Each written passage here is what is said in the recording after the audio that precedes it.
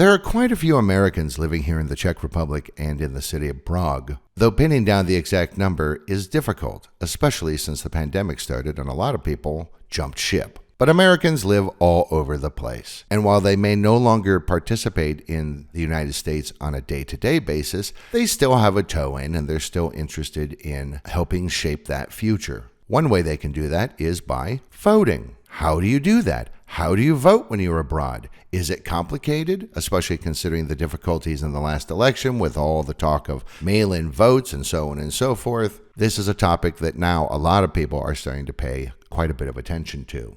To talk about it from the Democrat side of things, and with a specific Prague focus, I'm here today with Julia Bryan, Global Chair of Democrats Abroad. Hello, Ms. Bryan. Hi there. How are you doing? Excellent, excellent. How are you? Doing well on this gray Prague day. Yeah, no kidding.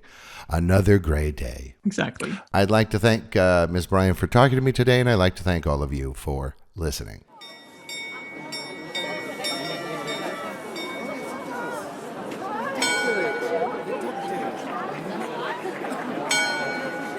A city is much more than just a collection of buildings. It's a location, it's a history, it's a culture, it's ideas and ideals, and a city is also, most importantly, the people in it. This is Prague Times, the podcast that takes a look at the city of Prague in the Czech Republic. With more than 1,000 years of history, there's a lot to talk about. We'll talk about the past of Prague, but we'll also talk about the city as it is today, future plans for the city, and much more. It's Prague then, Prague now, and Prague later. And this is Prague Times.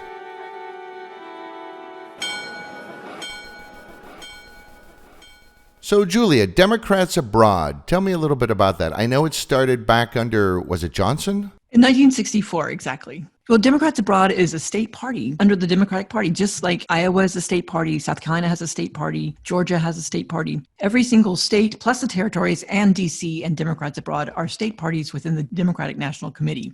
We represent the 9 million Americans who live outside the country, and the majority of them are actually Democrat. It's a state party. We are actually able to send delegates to the National Convention every 4 years. And we have DNC members who are part of the whole DNC committee who go to the United States twice a year and who work really closely with all the other state parties. That's kind of crazy. So it's like an extra state, a stateless state.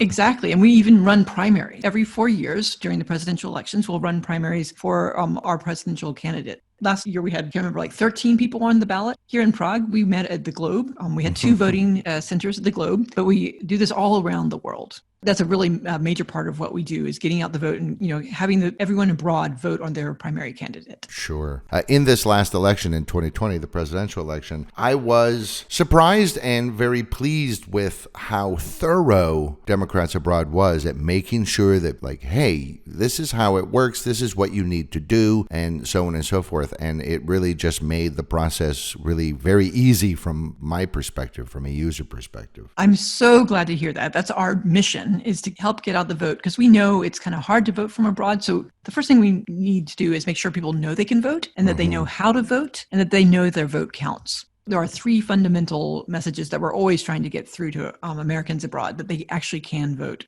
How much interest do you think there is? Because obviously people have left. They've left the United States. Many of the Americans I know, like myself, with no real intention of ever returning except to visit. I think a lot of them that I know personally are disconnected. They're not interested in participating. What would you say to them? Why should they care? They don't live there anymore. Well, they should care because America affects everyone. It's not just about one country over there across the ocean. What happens in the United States has an impact all around the world. We have the opportunity to vote. We should take it. People all around the world would like to be part of our elections. Seriously, everyone feels who is elected president in the United States is going to make an impact on my life here in Prague. It's here in the Netherlands, here in Singapore.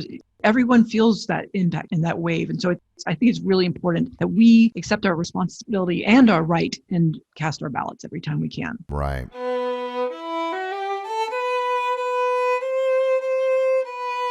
What do you think about countries like Australia, for example? In Australia, it is mandatory to vote. You're required to vote. It's the law. You get in trouble. Do you think something like that is a good idea? Not a good idea? I think making it easier to vote, making it mandatory I think that's really a great way to ensure you have democracy, because majority rule is one of the basic tenets of democracy. And if you are only having a certain percentage of people voting, like 30% of your population voting, that's not majority rule. So whatever you can do to make sure that you do have majority rule in a fair way that's accessible to everybody, I think that's what one needs to do. Because here's the thing, right? If just because I decide, I don't want to vote, I don't care, it doesn't matter, nothing matters, they're going to do what they're going to do regardless. But nonetheless, it will affect me on the ground, regardless of whether I live in the U.S. or not. Not only that, but your vote can make a real impact. There's so many elections that are decided by just a handful of votes. The American vote abroad won Georgia, Arizona, and Wisconsin. Really? Yes, we won those states for Biden. And wow. in a recent legislative election in Georgia, this really horrible voter suppression bill passed by one vote. So everybody's vote counts. We should not dismiss the impact of our vote. We often think, I'm one in millions, but our margins are decided by really narrow numbers in the United States. I think in total, even though Biden won by millions, it was actually about 44,000 votes that were the deciding factor in flipping his elections. Right, because of the electoral system. For those of you out there that don't know or understand the American electoral system, you're in good company, because nobody really understands the American electoral system, and it's a headache and it's crazy. What's your opinion on the Electoral College? Should we have it? Should we not have it? I think the Electoral College should be abolished. And we push for national popular vote in Democrats abroad. That is where the total number of votes would actually elect the president. Surprise, surprise. Right now, the Electoral College system is archaic, and it's a holdover from the 1800s. There's an agreement that some states have made that if they can get enough other states in on it, then it'll automatically be put in force. And the agreement is that once we get enough people with more than, 270 electoral votes. Yeah, it's the National Popular Vote Interstate Compact. That's the one. That's it. So it's still not quite enough, but if enough states jump on board, then that will kick in automatically. And that will essentially abolish the Electoral College without having to go through the process of amending the Constitution. Yep. And right now we are at 196 electoral votes to have this adopted. We only need to 270. So we're on our way. But so far it's been adopted by 15 states plus DC. Who finally got the vote. Exactly. Well, and of course, what we're working with for right now is to help DC become a state. Really? That's interesting. Because I know there's been a lot of talk about, Puerto Rico should be a state, and yet they continually put it up to a vote in Puerto Rico, and the citizens go, no, we don't really want to be a state. We like the role we have. Well, that's different in DC. In DC, they're really pushing to become a state. They have, I think, 700,000 voters, and it's a much larger population than some of the other states. Yeah, I'm thinking Wyoming. Yeah, exactly. North Dakota, South Dakota. Right, exactly. I've been working in getting out the vote in Prague since about 2004, when I was helping people at Bohemia Bagel actually register to vote. And we would sit there with our computers and laptops helping people as they came in the door. So that was in 2004. 2008, we were trying to form a committee here. And so I got involved with a bunch of people here who were interested in doing this and getting involved with the global organization. And we were working on elections for 2008, and the 2012 rolled around, and I was the vice chair. And I suddenly became the chair right in August of 2012. And I was like, oh my gosh, this is a great opportunity. We've got to do something to really get out the vote. So I applied all of my tech skills and my marketing skills to reaching as many people as possible. And we just knocked it out of the park that election. And after that, I was like, oh my gosh, that was amazing. That was so fun. If I can help get out the vote in the Czech Republic, I can do this globally. So I got involved in the global organization in 2013, and I've been working ever since. My aim was to, I saw there was this huge deficit in voters. I knew we had 9 million Americans abroad, but they were not voting. And so ever since then, that's been my aim, is to grow the overseas vote. And we did it this year, despite the pandemic. We had so many challenges, including not being able to send our ballots back by post, and all the other different challenges that were on the horizon. But we were able to send 3 times the numbers that we usually send to our voter tool. And we were probably able to increase the overseas vote by 45 to 50% over 2016. It made the difference because, in 2016, we looked at those states that, where we lost. We lost in Wisconsin, we lost in Michigan, we lost in Pennsylvania and Ohio, et cetera. And we were like, we can cover those margins. And this year we did. So we covered the margins in Wisconsin, Arizona, and Georgia even. So Right. we knew that we had to be adding our votes to that great voter pool that was kind of increasing across the United States to make that happen. So you started off here in Prague and then jumped from there to the global organization. How'd you become global chair? Well, if you put the time in, I'm just kidding. So I started out as global secretary, and that was a 2-year term. And then, by that point, I had basically put together a lot of the technical solutions to help make our organization a little bit more professionalized and more global. And, we're a really digital organization, frankly. We have people in 197 countries, 53 country committees. So we have to use digital. We can't just go and meet people for coffee to get things done. So we had done a lot to bring in more digitized phone banking and websites and everything. And I ran on that platform of making sure everyone, we were lifting all of our country committees and being as strategic as possible and getting out the vote. And that's how I became global chair. And I've been global chair for 2 terms. I'm wrapping up my 2nd term. You can only run for 2 terms. So I'll be finishing my role in May. Oh, wow. So unlike Congress, there's a term limit here.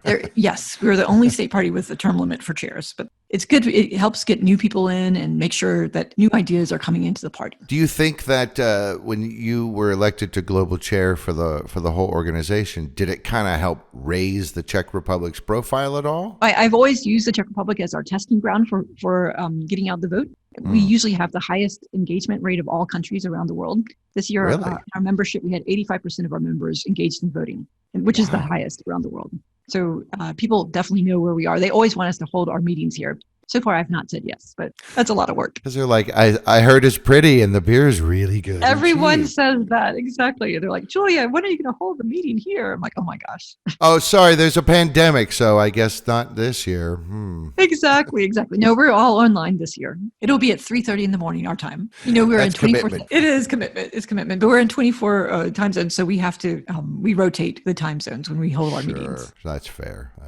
People in the Pacific Islands are like, always we get screwed. Oh, they do, but that's why we're having it at 3:30 in the morning, because this is good for them. Oh, otherwise, you're right. It's Australia and New Zealand. My goodness, the time zones are tough. That's poor people.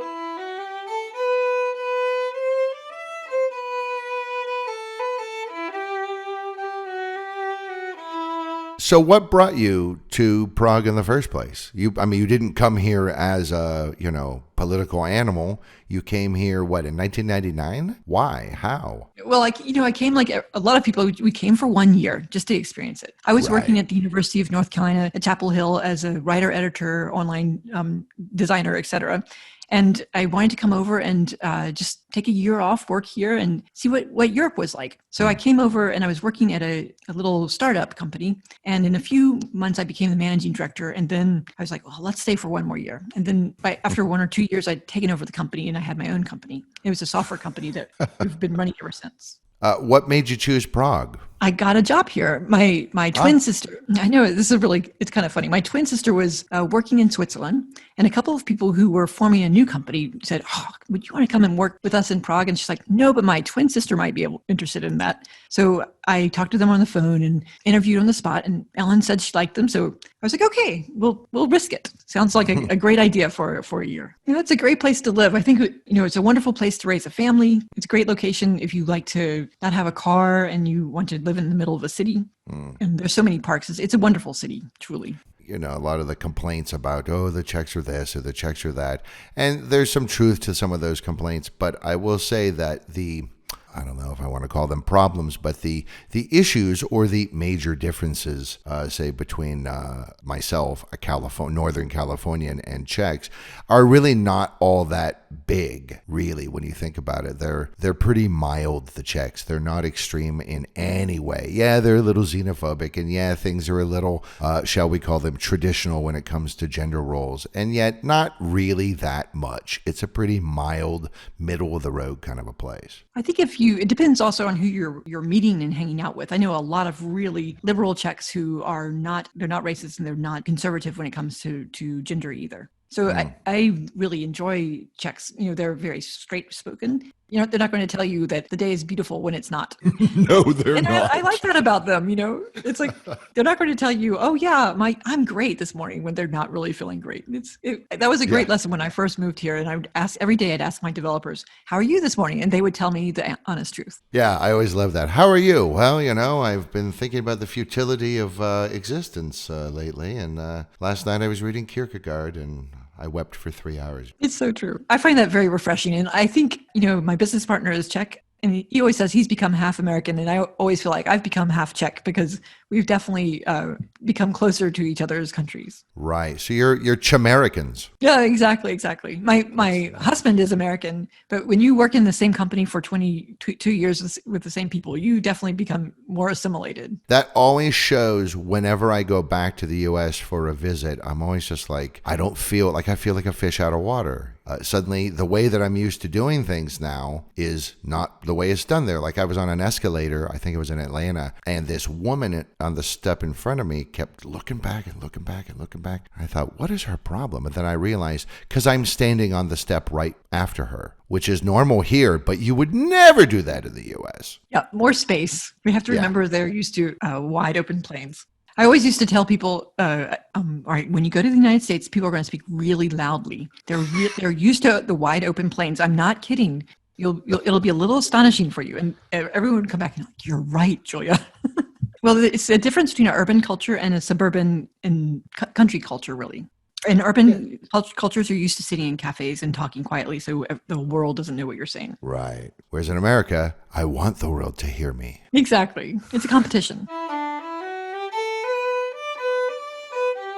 Tell me about this blog that you used to have, Kolo Mlynsky. Oh yeah, so I ran a blog long time ago when my children were young called Kolo Mlynsky, and what I really wanted to do is just write about life in Prague as a young mother with young children, just as if it was normal. Because so many times when I would read blogs, it would be like, oh my goodness, isn't this weird? Or, oh, I'm fish out of water. Or, oh, it's like a travel blog constantly. And I didn't want that. I wanted a blog that really dug into life and just took it out and examined it and looked at it and made it feel like something real and something that people could relate to.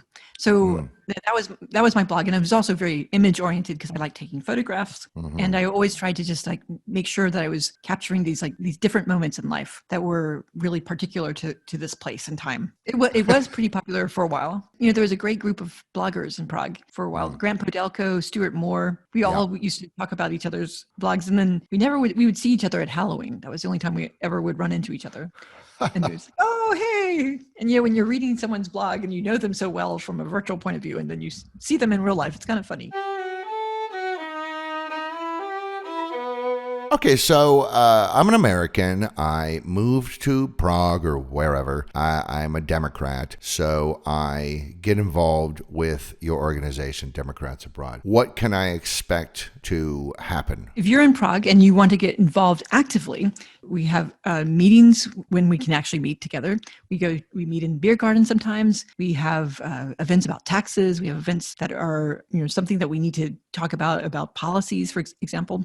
And we'll run those events regularly. But the main thing that we want you to do is vote. And you're going to have the opportunity to vote every 2 years back home. So we will be sending out information ahead of the elections, reminding you to get your ballot request in, because every American abroad has to request their ballot every calendar year they'd like to vote. So if you are voting in North Carolina, for example, and you want to vote in November, you can go ahead on January 1st and send in your ballot request. And come September, North Carolina is going to send you your ballot, and you can send it right back. Right. Now, some states like California are a bit different. You guys get your ballots for several years in a row as long as you keep on voting. The rest of the states are not like that. They're going to be they're going to be tougher on that, and especially in states in the South and the Midwest, they require you to send in that ballot request because Ohio is infamous for purging their voter rolls. We're always going, Ohio voters, make sure you get your ballot request in, or you might be not on the voter rolls. And I can't tell you how many times that has happened where someone's like, but I registered last year. No, I'm sorry, you have to do it this year too. That state just loves to get rid of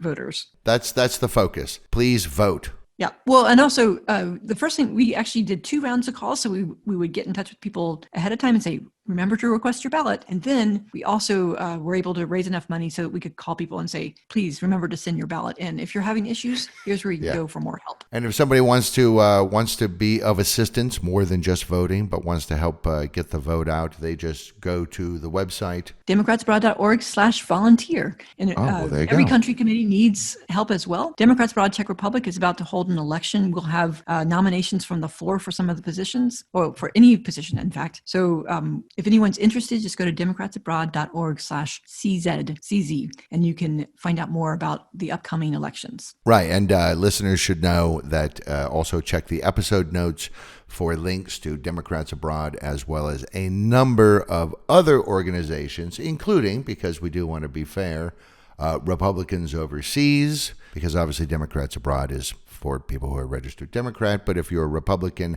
there is also an international organization for you. And there will also be links for how to vote from abroad if you are a British citizen, Canadian, Australian, or from New Zealand. That's very cool. And this year is very interesting because we're doing a lot of legislative work. I'm working in the Senate right now with Senator Tim Kaine on an amendment to the For the People Act, which is a voter protection act that's being dealt with in the Senate right now. We are adding some extra language for Americans overseas. So do you think that that's just going to... you might just stay in politics when all this is done? I will definitely miss it. I really enjoy it. I know a lot about voting, but at the moment, I don't have an opportunity in moving forward. So I think I'll just, we'll see what happens. There's time. Maybe. Do you think you'll stay here in Prague? Absolutely. Prague's our home. Our children are going to Czech schools. My husband works here, and we are very embedded in the country. I will be helping at the local level. In fact, I'm running for Democrats Abroad Czech Republic chair. There's a lot we can do locally, and I want to make sure that we can really engage as many people as possible. We did have 85% engagement last year, but we have to keep that up. So we're also doing work at the state level in legislation. This afternoon, I have a call with a representative in Texas to talk about adding an amendment to a bill he's working on. And we are working to make sure voter legislation at the state level is either mitigated, the evilness, because there's a lot of evil bills out there, or that we can add amendments to good bills that are in on the docket. That's something really interesting. And we have state groups that are springing up for New York, New Jersey, Arizona, and Texas. And if anyone's interested in getting in touch with me, we would love to start other state groups as well. Again, there's a lot of voter legislation that's in the state legislation this year, and now is the time to be actively involved with that type of work. Right. So this is the thing is we do need to protect the rights that we already have, make sure they don't get eroded. Exactly. There's some really nasty bills. In Georgia, for example, there's a bill that says you can be fined if you bring someone food or water if they've been standing in line for hours at a Georgia voting poll. I mean, I hate to say it, that sounds like, back in the days of Jim Crow kind of stuff. It is. It's Jim Crow era work. That type of voter suppression is just horrible. It's something, that's why we have to keep on working on this. And we have to just keep pushing back, because that type of voter legislation is designed to keep people from voting, clearly. Right. How did it work before the internet? I mean, in the 60s and 70s and 80s, how did all of this work? Was it just mail and phones? Well, at a certain point, people could vote at their embassies. I know, but that was a long time ago, and it's definitely not possible now. So anyone listening, please don't take your ballot to the embassy or go there and expect to pick up one. You can very often drop your ballot off in an envelope at an embassy, but you have to check it well ahead of time, and they have to send it back through their diplomatic pouch, which is a slow process. Right. The problem with the diplomatic pouch is the slowness of the delivery, but it does get a consular stamp so that they know it's coming from abroad. So that's the important part. It needs to have that consular stamp. That shows that your ballot's coming from abroad. It then comes into Dulles Airport. That's where all the diplomatic pouch materials come into, and then goes into the U.S. Postal System mail stream to be delivered. To Czechs I talked to about this, they're just kind of astonished at the variety and lack of cohesiveness in the American system, and how each state is completely different than the others. And even sometimes within a state, if that state gives more power to the counties, even the counties are different from county to county, and it seems madness to them. Is there there must still be work being done on, is there a way for us to standardize all of this stuff so that there's a way to do things? That's a really good question. You know, there are over 8,000 local election offices in the United States. So it is For incredibly 50 states. Yeah, exactly. 8,000. I think about 1,000 of them, or maybe 7,000 of them, are in Wisconsin. But I'm just kind of kidding. There's some of the states have really, literally hundreds and hundreds of local election offices. It can be really fragmented indeed, and a lot of times one county won't know what the other county is doing. And getting information about overseas voting to these local election officials is a major part of what we do. In fact, we are starting a committee within Democrats Abroad that's just going to be focused on educating local election officials about the overseas vote. But your question's about, so how can we more standardize this? Well, that's one of the things that the For the People Act does, is it has a bunch of directives about saying things like, okay, you have to make it possible to vote. There's a wonderful, there's so many different aspects of that bill which will make it a little bit more standardized while still working within the federal system. That's the thing, is states have a lot of power and you can't take it all away from them, but take all of the decision making away from them. But this does protect people and make sure that they will have to themselves align to this federal bill. Right. And just so people know, this is, you may have seen news reports recently about it. It's HR 1. That's right. So HR 1 passed the House and is now about to be introduced in the Senate. It should be introduced anytime now. And it will be then going into amendments processing, and then we'll see what we can do about voting for it. Right now, the filibuster is getting in the way, as you probably know. What a shock. Yes, exactly. And for anyone who's wondering, what is this filibuster thing? The filibuster is a strange rule that's in part of the Senate rules that says that you can stop voting on a bill and continue debate until you have 60 senators who are willing to stop the debate and say, let's vote on it. And because of some of the amendments in this rule, you can do this eternally. You can do other business in the Senate. You can talk about other bills that are less controversial, and you do not have to address the bill that you don't like. This has become a big blow in anything getting done in the Senate. This is one of the reasons why we don't have such bipartisan workings in the Senate as well, because there's no need to be bipartisan and work across the aisle. Right, would just shut you down. I mean, there have been the rather absurd but famous true cases of like senators just like, and now I'm going to read Great Expectations aloud. Now that was when you actually had to debate in order to keep the filibuster going. Now you don't have to do that at all. Now you can just say, we're doing a filibuster, and then walk out of the room and go take a nap. So there's no talking filibuster. That's what it's being talked about. Oh, really? Yes. Mm-hmm. That's why it's so easy to filibuster. So what's being discussed now is to bring back the talking filibuster, which would require all business to stop and debate to occur. I mean, it's a great idea to bring the talking filibuster back, because people need to be able to eventually vote on a bill, despite its controversy. Right, because of course, this, if anybody's ever seen the film Mr. Smith Goes to Washington, that's this. He just keeps talking and talking and talking and talking and talking and talking. Now, here's the question: why would you want to keep talking about it? What good is done by this? It gives your team time to bring more information to the table. And doesn't it also run out deadlines? Yes, it can also do that too. But it's often used to so that your team can assemble more information, more witnesses, and be more persuasive. Right now, the current filibuster just is a way of tabling something. So that's it. So all I got to do, I'm a senator, and I don't want this bill to even be discussed, and I don't want it voted on. So I just say filibuster, and that's it. That's right. And until 60 senators agree to vote on it and to end debate, nothing happens to that bill. The only that's crazy. It is crazy, and that's why the Senate has had such a hard time getting anything passed and anything done for years and years. You notice that budgetary bills are different; they cannot be filibustered. Because money, baby. Yeah, well, because they figured they can't shut down the federal government over and over and over again. So right. Yeah, so they agreed on that. Right.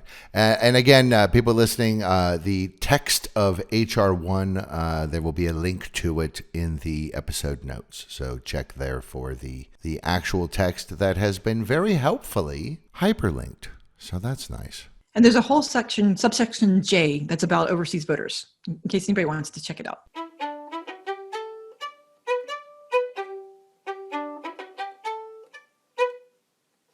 So our job is twofold. We have two-part mission.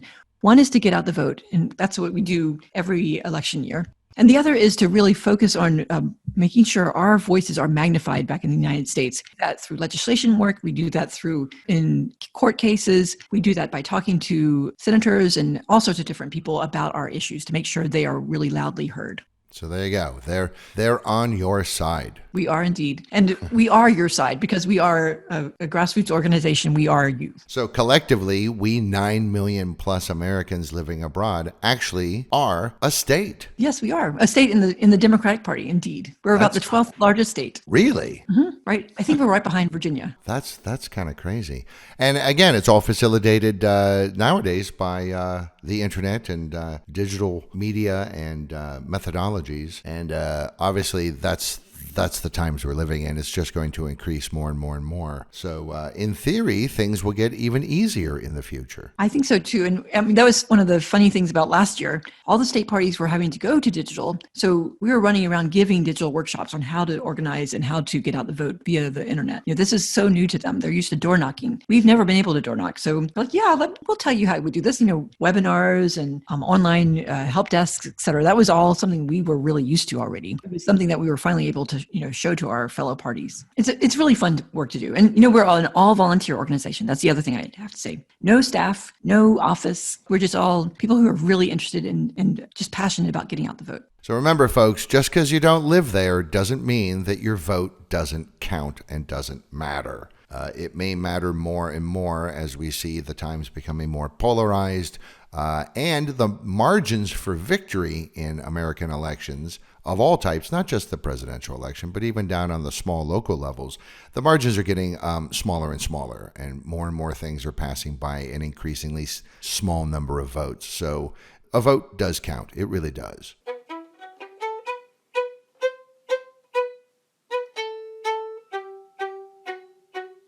Thank you very much for talking to me today, Julia. Super interesting stuff and dare I say, important stuff. Well, thank you. It was a real pleasure to be here. Thank you. And thank you, everybody out there, for listening. And don't forget to vote.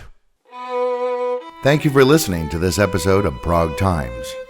If you liked this episode, be sure to like it or share it and tell your friends. Check us out on all of our social media platforms for extra goodies as well. Until next time, this has been Prague Times.